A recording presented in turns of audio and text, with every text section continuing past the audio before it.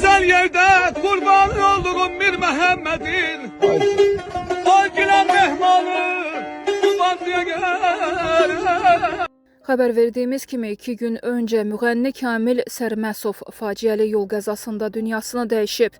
Hadisə Sumqayıt şəhərində baş verib. Müğənninin həmkarı Bahar Lətif qızı sosial şəbəkədə Kamil Sərməsovla olan fotolarını paylaşaraq ürək dağlayan sözlərlə onu yad edib.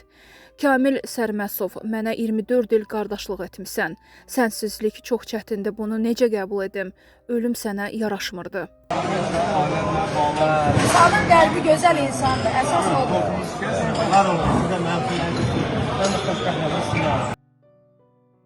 Lökbatanda tanışını qətlə yetirməkdə təqsirli bilinən 2 gözündən də əlil olan Qulu Abbasovun cəzası azaldılıb.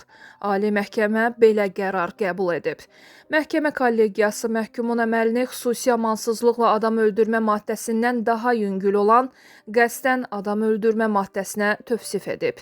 Yeni qərarla Qulu Abbasovun cəzası 15 ildən 13 ilə endirilib. Qeyd edək ki, 43 yaşlı məhkum qonşusu Xanlar Əmirovu bıçaqla qətlə yetirib.